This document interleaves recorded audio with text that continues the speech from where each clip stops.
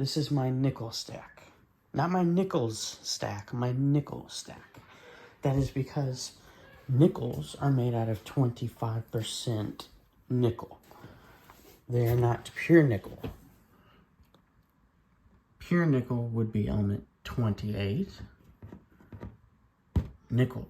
These three elements here are ferromagnetic. We'll exclude gadolinium's temperature variation and just talk about the three main ferromagnetic metals that you can make magnets out of and are very strongly attracted to magnets. Like, by a lot. And this is my pure nickel stack, right? They stick to the magnet very strongly, as you can see. So during certain years, the Canadian quarters were made out of pure nickel. During certain years, the Canadian dimes were made out of pure nickel. Actually, for the dimes and quarters before 1967, they were made out of 80% silver. But I'd still prefer to have pure nickel coins than the clad coinage in the U.S. Canada did it significantly better than the U.S. in this regard, in terms of making valuable coins that would attract element stackers, or metal stackers. These are the 2 franc coins. These are pure nickel. There's about 20 of them here.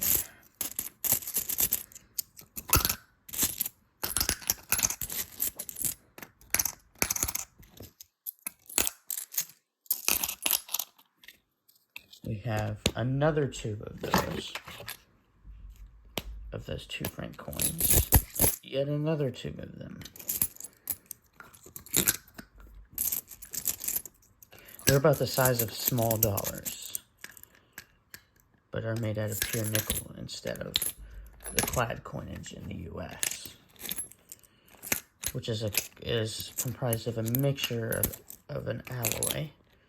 But these are just a pure element. Much simpler, much more impressive, and magnetic too. I mean, this mini is hard to pick up, but you can see they want to stick. You can even see it through the capsule. There's a strong pull there. We have 1 franc French coins. These are the new francs. Obviously, the ones I showed before, the 2 francs, are also new francs. But I'm just saying they differ from the old French coinage. 1 franc instead of 2 francs like the other one. We have a special one here that's from 88. It's newer, but it's still pure nickel. So those are the 1 franc coins. About the size of quarters instead of small dollars. So they are a little smaller than the 2 franc coins.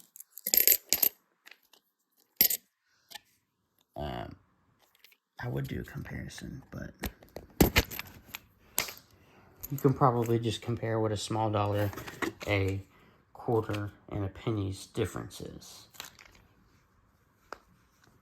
What the difference between their sizes are. And you'll be able to tell what the difference in size of these is. Except it's way cooler actually having them than just speculating. If I can get this damn cap open. Damn, dude. These are the half francs. Oh, there's still some in there. These are the half francs. These are also pure nickel. And they are cool too. They're very thick though. Quite thick. You can see the diameter, or the thickness is very thick.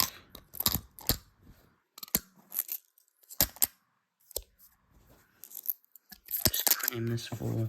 Not all the way full, but there's some half francs. And then I got another tube of half francs here. That's about how full it is, right up to there.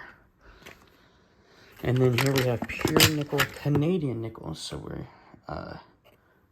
in theme with the other Canadian coinage here instead of the French coinage. Pure nickel, Canadian nickels. Here's what one looks like if you were curious. During certain years, they were made out of pure nickel. Here's one example. Has Queen Elizabeth II on it. 1981. There you go. It's pure nickel. That nickel. And that's the way that the whole tube is. All pure nickel nickels. And then there's like 14 tubes or something in here. Some ridiculous number. There's a lot of pure nickel in here. And yeah, so that's my whole stack of nickel. If you're wondering why I have nickel, well, it's because I like elements. I like metals. And I like having wealth, and preserving wealth, and gaining wealth. If you buy a metal for less than it's worth, well, I didn't actually acquire those for less than they were worth, but let's say that you bought those metals, at least for what they're worth, or even a little bit more, which is probably what I did, and resell them when the price goes up, and then you'll make a profit.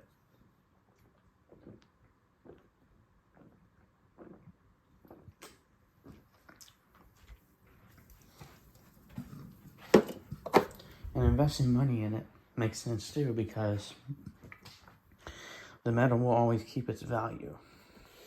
It will never inflate in price like the dollar does. Inflation doesn't happen with commodities. So there you go.